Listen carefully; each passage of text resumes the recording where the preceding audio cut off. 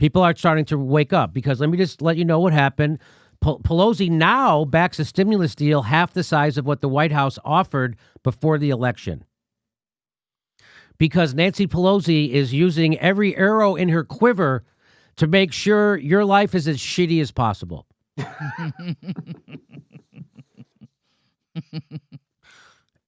If Speaker Pelosi wanted to, if she wanted to, she could draft a standalone universal cash payment bill, pass it quickly in the House, and then relentlessly pressure the GOP senators to pass it.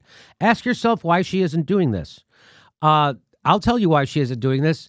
In the words of George Carlin, she doesn't give a fuck about you. That's not hyperbole. You might as well have Newt Gingrich as the Speaker of the House. Nancy Pelosi is Newt Gingrich. Who was the last Republican Speaker of the House? She is John Boehner. Nancy Pelosi is John Boehner. Here's Pelosi says she backs smaller stimulus because Biden won. Rejecting higher offer was not a mistake, she says. But now that offer that she rejected had cash payments to people, and the one that she's taking doesn't. And she says that's not a mistake. Well, I just want to let you know what's going on in the rest of the world, okay? This is what she went from. She went from $2,000 a stimulus check plus $600 unemployment insurance to a $1,200 stimulus to $400 unemployment insurance. Now there's no stimulus check and $300 unemployment for 4 months. Just calm down. To a $600 check and no federal unemployment insurance. What can you even say? I mean, she is, I'll tell you what, man, I had Nancy Pelosi negotiate a car for me at a dealership once, and the list price was $9,000. When she was done, they wanted me to pay $12,000 for the car. Like, she really... What else can you say? General strike.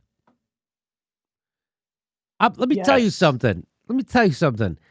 If airport workers or Ralph's, just the supermarket workers, if they stop working for a fucking day, it would stop the economy. It would stop the country. Same thing with Amazon workers. Same thing with Walmart, where if they stopped for a day, it would stop. UPS, same thing. But the problem is, the UPS workers, they've got theirs. They're busy. Everybody, they're all working. So why would they go on strike for something they already have? They have jobs, they have money.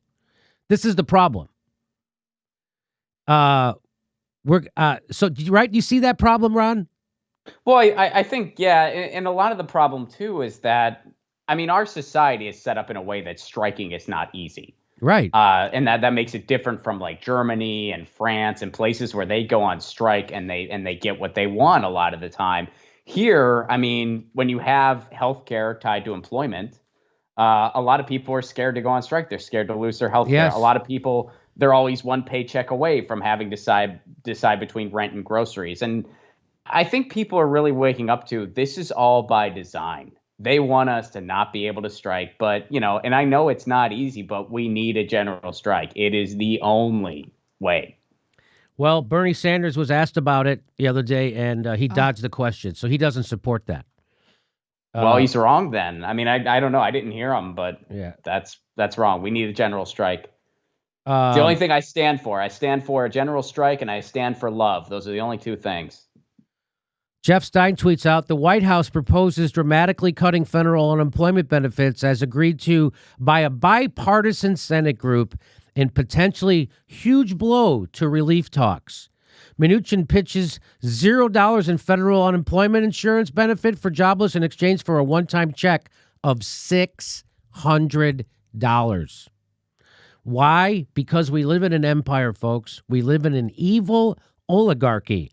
That's why. So just to wrap it up, Pelosi rejected $400 unemployment insurance benefits per week, retroactive, $1,200 stimulus check, and $300 billion to state and local. She rejected that. Why? For political reasons, so that you would be hurting and not vote for Donald Trump. Your pain is Nancy Pelosi's electoral strategy. Keep that in mind. This is what she supports now.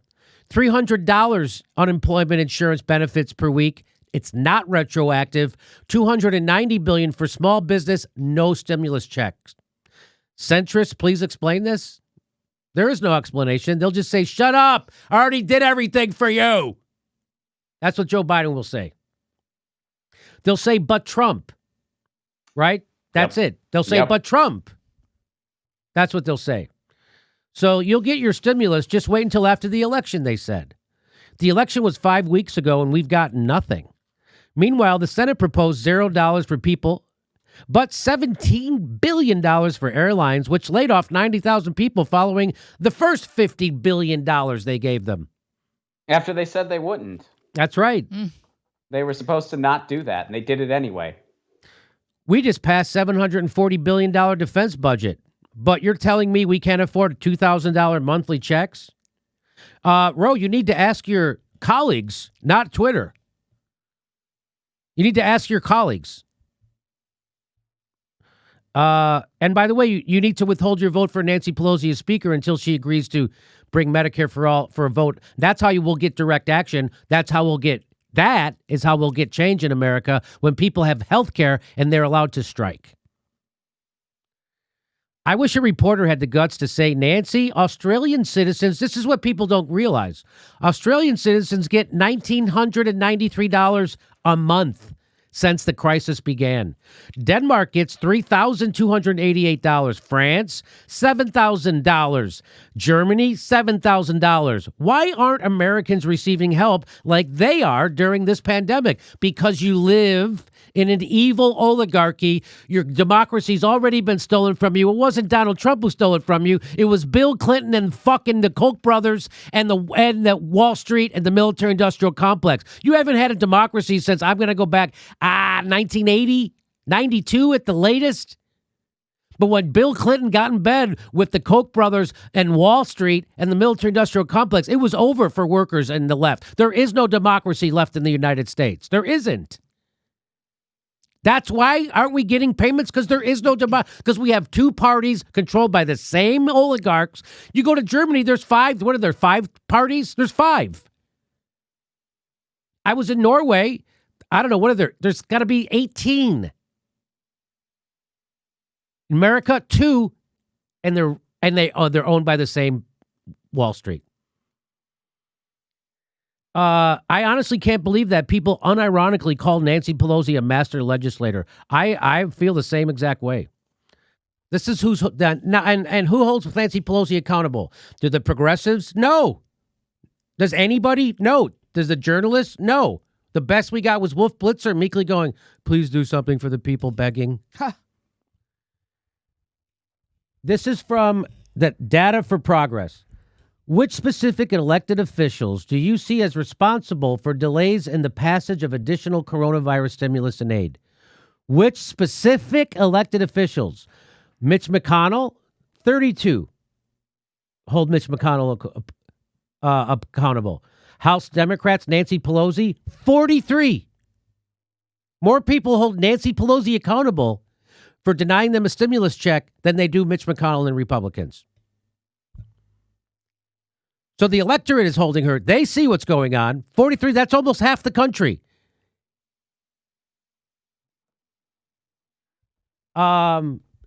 President Trump, only 16% of the country held Donald Trump responsible for that. 43% of the country held Nancy Pelosi and the Democrats. Isn't that amazing?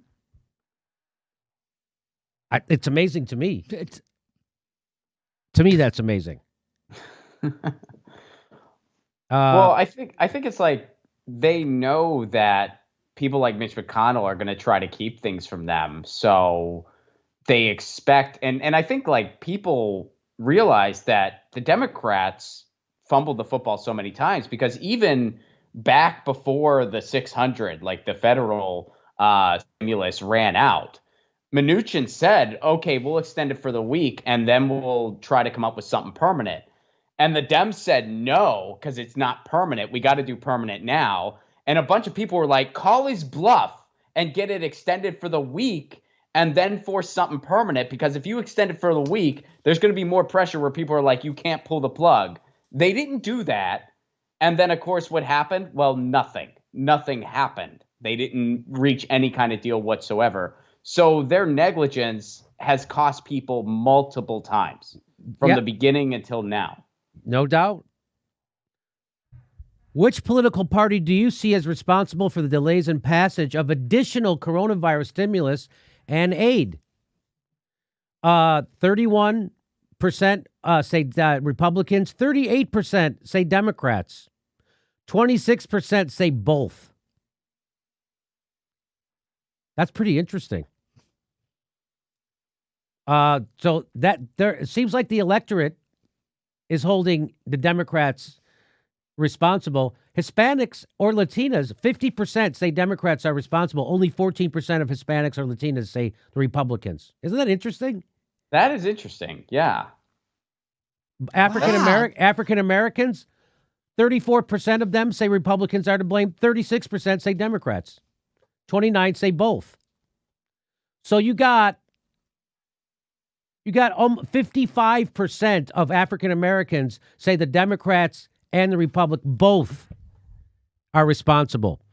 And so why is this? Why do they, first of all, why do they call her a master legislator? Because they thought legislator meant fundraiser. This is who she's bought and paid for. And by the way, that it looks like that, doesn't it look like it looks like that necklace says Shahid. But that's just a weird. I think that must have been through the Shahid Buttar campaign. It's just a weird placement for the logo. Yeah, right around. It's like she's a rapper. Right? That's what it looks like. Yes, it does. She's the only naive and self-destructive. Big Democrat donors back Nancy Pelosi and warn that funding will be cut in half if she's pushed out. I'm Nancy Pelosi, and I'm here to say Wall Street's got my back, so I'm here today. Yeah. So you know that Wall Street's in Nancy's corner. That's what that says. That's Wall Street is in Nancy's corner. And whose corner do you think Nancy's in? Theirs. Pelosi faces tight margins for speaker vote. Now, here's an article that I'm going to say was written because someone at Political watches our show. Because no one has been talking about this except this show. And now we've got a big push for people to tell the progressives in Congress to withhold their vote for Nancy Pelosi until they get something for it. And if she doesn't give them something for it, don't vote for her. That's how you play hard. That's politics 101. And so now somebody over at Politico is hip to this, and they write an article says Pelosi faces tight margins for speaker's vote. The longtime Democratic leader is widely expected to win, but COVID could complicate her math. Yes, that's correct. So if they have such a small margin in the House now because the Democrats are so corrupt, they lost seats under Donald Trump in the House. So now there's just a handful of votes that give the Democrats the majority. And if some of those handfuls are sick with COVID, just a few votes could separate Nancy Pelosi from winning or losing the speakership. And so now the progressives have all this. So all it takes is like AOC, Ayanna Pressley, Mark Pocan, or whoever, Ilhan Omar, anybody. It only takes a couple of them to say, hey, we need something for our vote or you're going to lose the speakership. I hope they do that. It doesn't look like they're going to, but pressure is mounting. They're starting to give bullshit excuses. We're going to cover that in the next segment. Mark Pocan gave a laughable, transparent bullshit gaslighting thing, telling you why he'll never fight for Medicare for all. Here we are. The whole point of protesting is to make people uncomfortable, says AOC. Activists take that discomfort with the status quo and advocate for concrete policy changes. Popular support often starts small and grows. To folks who complain protest demands make others uncomfortable, that's the point. And now it's time to make her uncomfortable. It's time for us to make AOC uncomfortable so she makes Nancy Pelosi uncomfortable.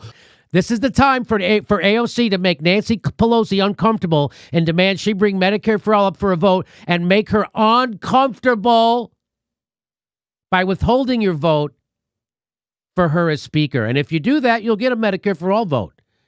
Now's the time. Stop being a Twitter warrior and do this.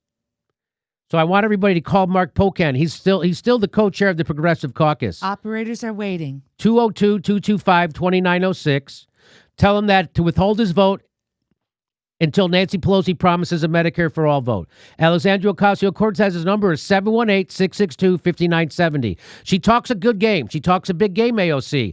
Now's the time she's going to reveal if she's just a bullshitting Twitter fucking warrior or if she's actually there to fight for you. And if she doesn't do that, she's outed. She's not there to fight for you. But if she does this, she'll be reelected for the rest of her life because she'll be seen as fighting against the oligarchs for health care in the middle of a pandemic.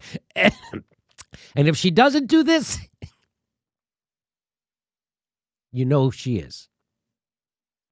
Here's some more. Rashid Tlaib, 202-225-5126. Call her. Ayanna Presley, 202-225-5111. How about Ilhan Omar, 202-225-4755.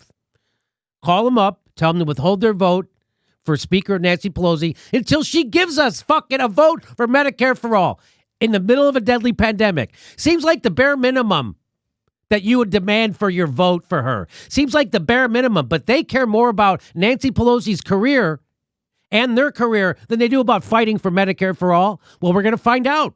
We're going to find out. I have fingers crossed because this could happen like that. It would take 2 or 3 of them to do it. That's it. Anything to say on this, Ron? Well, I mean, I know we're going to go into Mark Pocan's letter and stuff, but I guess at this point, the one thing I have to say, you know, we always hear about how the progressives are so outnumbered in Congress, and that's true. Okay, that's 100% true. That's just statistically true.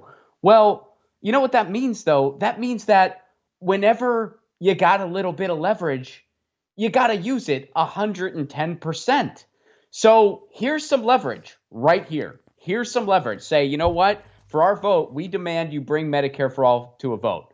So it's like you're outnumbered all the time. Well, okay. Well, here's somewhere where you got some leverage. And if you're not using what little leverage you got 110% of the time, you're throwing the people who gave you the job under the bus. Exactly right. And I've heard people say, well, if they do that, Ron, it's career suicide. By what standard? I mean, I don't buy that for 1 second. By what standard is that career suicide? That's nuts. But that's just a corporate talking point given to the progressives to use as a shield. That's bullshit. If they're seen fighting Nancy Pelosi to get a health care vote, they're going to get reelected for the rest of their life. That's the opposite of career suicide. If career suicide in politics means fighting for health care for a populace during a pandemic, that's either A, bullshit, or B, we are the biggest masochists on the planet. And I'm going to go with, I think it's bullshit. I agree. They say at least 2 Democrats plan to vote against Pelosi on the floor. Representative Connor Lamb of Pennsylvania and Jared Golden of Maine. According to several sources, a third rep, Abigail Spanberger of Virginia, could also vote no, though she declined to comment in a recent interview. All 3 voted for other candidates last time. Nice. So that's good. And then there's another Dem, let me see where her name was, that she also is not going to, she's going to only vote present. So, and they have to be present in Congress because any rules that applied before right now that they could, phone in, evidently the new policy, they will have to be present in the House. And they're saying that, maybe they have to return as soon as December 27th to be present for a January 3rd vote. Back to Jimmy D.